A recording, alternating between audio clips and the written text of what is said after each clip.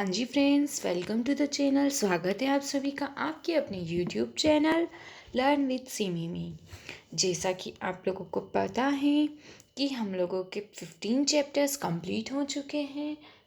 NCERT based science की series हम लोग कंटिन्यू कर रहे थे, जिसमें 15 चैप्टर जो कि हमारे दैनिक जीवन से काफ़ी संबंध रखते हैं वो हमने कंप्लीट कर लिए हैं। एंड देन हम लोग अब 16 चैप्टर कंप्लीट करने जा रहे हैं, जो कि होगा हमारे इस 6th क्लास की एनसीईआरटी साइंस का लास्ट एंड फाइनल चैप्टर, जिसके बाद मैं लेकर आ रही हूँ सरप्राइज़ फॉर यू ऑल। मैंने लास्ट वीडियो में शायद इसका जिक्र किया था, सरप्राइज़ नहीं है बट हाँ, आप लोगों के लिए एक मैराथन क्लास आने वाली है। 6th क्लास की एनसीईआरटी की कंप्लीट साइंस मैराथन, जो हम लोग डिटेल में नेक्स्ट क्लास में डिस्कस करेंगे। अभी हम लोग 16 चैप्टर कंप्लीट करते हैं, then next chapter next video के बाद हम एंड में करते हैं। जिस 16 चैप्टर का नाम है कचरा संग्रहण एवं निपटान। कचरा स्वच्छ भारत अभियान हमको इससे याद आ जाता है। देखते हैं क्या है इस चैप्टर में। आपने दैनिक क्रियाकलापों में अत्यधिक कचरा उत्पन्न करते हैं। जी, सभी मानव जाति ही ऐसी है जो सबसे ज़्यादा कचरा फैलाती है। हम प्रायः सार्वजनिक स्थलों पर, बसों पर, रेलगाड़ियों पर मूंगफली खाने के बाद छिल के वहीं फेंक देते हैं। बस से उतरने के बाद हम टिकट को भी वहीं फेंक देते हैं। कोई बच्चा केवल खेल के लिए ही नई पेंसिल छीलता है। यदि हम अपनी नोटबुक में कुछ गलत लिख लेते हैं अथवा स्याही फैल जाती है तो पेज फाड़ कर फेंक देते हैं। इसके साथ ही हम घरेलू अपशिष्ट, टूटे खिलौने की तरह को बाहर फेंक देते हैं। इस प्रकार कचरा बहुत मात्रा में फैल जाता है। सो मोस्ट इम्पोर्टेंट थिंग जो कि हम यहाँ पे पढ़ने वाले हैं, दिस एक कदम स्वच्छता की ओर, महात्मा गांधी जी। आप सभी को याद आ रहे होंगे 2014 का टाइम था जब हमने स्वच्छ भारत अभियान की शुरुआत की थी। जानते हैं इसके बारे में।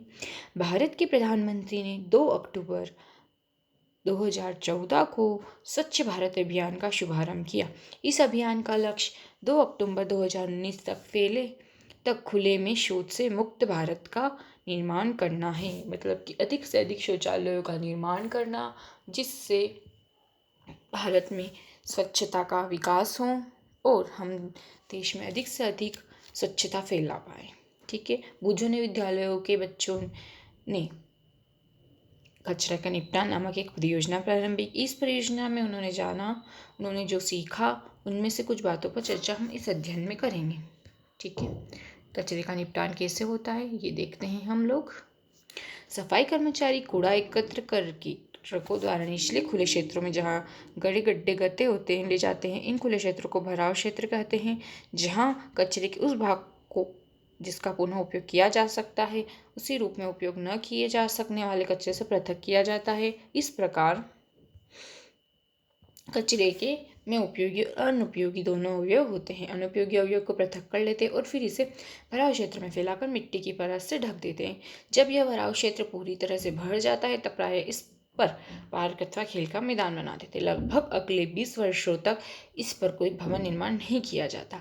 कचरे के उपयोगी अवयव के निपटान के लिए भरावी क्षेत्रों के पास कंपोस्ट बनाने वाले क्षेत्र विकसित किए जाते हैं। कंपोस्ट क्या है देखते हैं हम लोग आगे कि कंपोस्ट क्या है। ठीक है। क्रियाकलाप द्वारा कूड़ेदान के बारे में बताया गया है कि कंपोस्ट खाद वगैरह कैसे बनाई जाती हैं। ठीक है। नॉर्मली हम लोग नेक्स्ट टॉपिक की बात करते हैं, कंपोस्ट। ये देखिए कंपोस्ट क्या होता है। कंपोस्ट की कचरे की कुछ चीज़ें विलगित होती है जिनसे खाद बनती है, जिनका उपयोग पौधों के लिए किया जाता है। कुछ पदार्थों के विगलित खाद में परिवर्तन होने की प्रक्रिया ही कंपोस्ट कहते हैं। तो कुछ शहरों तथा नगरों में नगर पालिकाएं 2 प्रकार के कचरे को एकत्र करने के लिए 2 अलग प्रकार के कूड़ेदान बनाती हैं। सबको पता है, हर जगह होने लग गया है अब तो ये कि नीला रंग का अलग और हरा रंग का अलग। ठीक है। नीले कपड़े में पुनः उपयोग किए जाने वाले पदार्थ डाले जाते हैं, जैसे प्लास्टिक, धातु और कांच। और क्या आपने ध्यान दिया है कि कूड़े के ढेर में विलगित नहीं हुए हैं? हरे कूड़ेदान रसोई अन्य, मतलब कि हरा कूड़ेदान जिसमें कि गीला कचरा और नीला यानी कि सूखा कचरा डाला जाता है। ठीक है। जो उपयोगी चीज़ें होती है उनको एकत्र अलग कर लिया जाता है अपशिष्ट में से। ठीक है। जो पुनः यूज़ की जा सकती है। इस प्रकार हमने कचरे के निपटान के बारे में आजकल जो सब जगह यूज़ हो रहा है वही किया। ठीक है।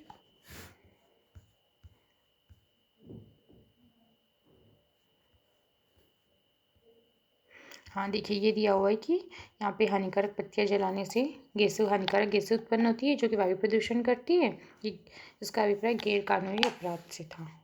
वह चाहती थी कि सरकारी पत्तियाँ दूसरे पर जलाने के लिए कानून बनाए। ठीक है। वर्मी कंपोस्ट यानी कि ये वर्मी यानी कि कीड़े, वर्मी। ठीक है। केंचुए, लाल केंचुए कंपोस्ट में कैसे उपयोगी होता है? लाल केंचुए की सहायता कंपोस्ट बनाने की विधि को ही हम वर्मी कंपोस्टिंग या क्रमिक पोस्टिंग कहते हैं। यानी कि ये कीड़े जो यहाँ दे रखे हैं लाल केंचुए काफ़ी उपयोगी होते हैं ना, कि ना किसान का मित्र कहा जाता है। इन्हें गड्ढे में डालकर, देखिए यहाँ क्रियाकलाप में दिया गया है कि किस प्रकार गड्ढा बनाकर केंचुए से कंपोस्ट खाद बनाई जाती है। ये काफ़ी उपयोगी होती है फसलों के लिए लाल केंचुए से। लाल केंचुए के आहार, ये जूठन जो भी होता है। केंचुए के दांत नहीं होते, इनमें एक विशेष संरचना होती है जिसे गीजट कहते हैं, जो भोजन को पीसने में इनकी सहायता करती है। यदि आप उनके छिलके और समुद्र शंख या सीपी का चूरा आहार के साथ मिला देंगे तो यह आहार के साथ कृमि के गीजड़ में पहुंच जाता है और जो भोजन को पीसने में उसकी सहायता करता है।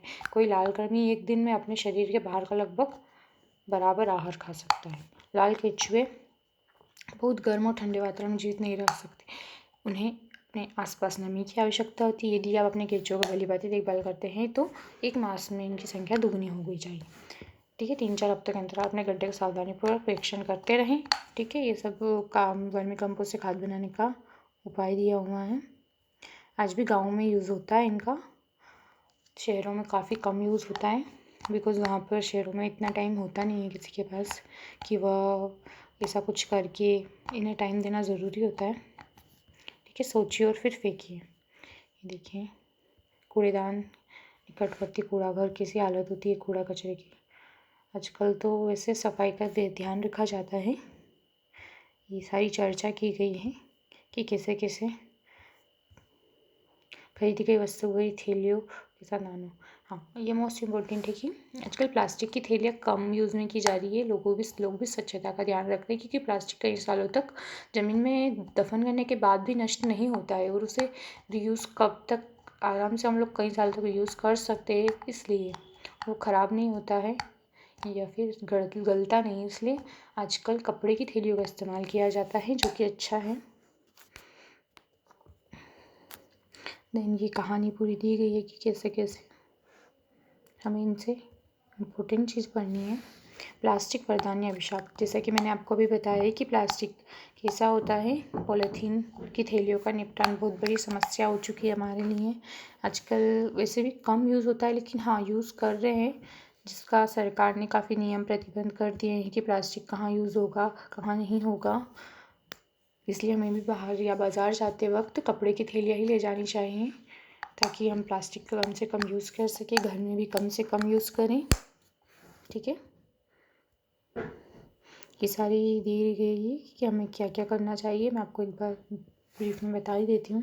प्लास्टिक के अति उपयोग को न्यूनतम करने के लिए हम क्या क्या कर सकते हैं। ठीक है। हम प्लास्टिक की थैलियों का कम से कम उपयोग करें। जहाँ भी संभव हो कि दुष्प्रभावों का हम इन थैलियों का पुनः उपयोग करें। दुकानदारों से कागज़ की थैले उपयोग करने का आग्रह करें। खरीदारी के लिए बाजार जाते समय हम घर के कपड़े या जूट का थैला इस्तेमाल करें। हम खाद्य पदार्थों के संग्रहण प्लास्टिक थैलों का उपयोग ना करें। प्लास्टिक वैसे भी कई बीमारियों को उत्पन्न कर रहा है। हम उपयोग के पश्चात प्लास्टिक की थैलियों को इधर उधर न फेंकें। हम प्लास्टिक की थैलियों प्लास्टिक की वस्तुओं को कभी भी न जलाएं, यह प्रदूषण का कारण है। हम कचरे की प्लास्टिक की थैलियों में न भरें और न ही बाहर फेंकें। हम वर्मी कंपोस्टिंग का उपयोग कर रसोई के अपशिष्ट का विवेकपूर्ण निपटान करें, यानी कि वर्मी कंपोस्ट यानी कि जो हमने पढ़ा लाल केंचुए से खाद निर्माण करना। हम कागज़ में न प्रचलित करें। हम कागज़ के दोनों ओर लिखे रफ कार्य के लिए स्लेट का उपयोग करें और अभ्यास पुस्तिका में बिना लिखे छोटे कागज़ों को रफ कार्य के लिए उपयोग करें। हम अपने परिवार मित्रों अन्य व्यक्तियों को विभिन्न प्रकार के अपशिष्टों को निपटान के लिए उचित आचरणों का पालन करें और प्रेरित करें। ये सभी जानकारी हमने प्राप्त कर ली और हमने इसमें क्या क्या मुख्य शब्द पढ़े। अपशिष्ट, कचरा, भराव क्षेत्र जहाँ पर कूड़े को डाला जाता है और वहाँ पर कुछ टाइम तक या कुछ भी निर्माण नहीं किया जाता है, भवन निर्माण। वर्मी कंपोस्टिंग लाल केंचुए से की जाती है और पुनः चक्रण जिनका रिसाइकिल करना। आओ प्लास्टिक को ना कहें। ठीक है। ये देखिए, आओ प्लास्टिक को ना कहें, ये दोनों बच्चे मिलकर प्लास्टिक को ना कहने का एक अभियान या आंदोलन कर रहे हैं। हमें भी इनका साथ देना चाहिए। तो सारांश हम लोग पढ़ लेते हैं। भराव क्षेत्र वह स्थान जहाँ शहर अथवा नगर के कचरे को एकत्र करके पाटा जाता है और कालांतर में इस क्षेत्र को में पार्क बना देते हैं।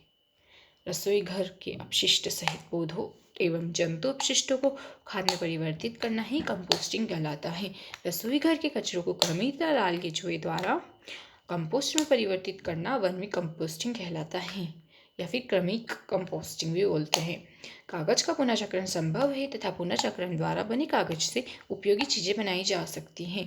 कंपोस्टिंग द्वारा प्लास्टिक को कम हानिकारक पदार्थों में परिवर्तित करना संभव नहीं है। हमें कम से कम अपशिष्ट उत्पन्न करने की आवश्यकता है। हमें अपने चारों ओर कचरे की बढ़ती मात्रा को निपटाने के उपाय खोजने चाहिए। इस प्रकार हमारा 16 चैप्टर कंप्लीट होता है। ये देखिए, हम लोगों ने कंप्लीट कर लिया है हमारा 16 चैप्टर। आज हमारी NCERT साइंस क्लास की सीरीज़ कंप्लीट होती है 6 क्लास की। अगली बार हम लोग मैराथन के साथ मिलते हैं। देन नेक्स्ट डे हम लोग स्टार्ट करने वाले हैं 7th क्लास की NCERT सीरीज़, जो कि काफ़ी सारी इम्पोर्टेंट और इंटरेस्टिंग होने वाली है।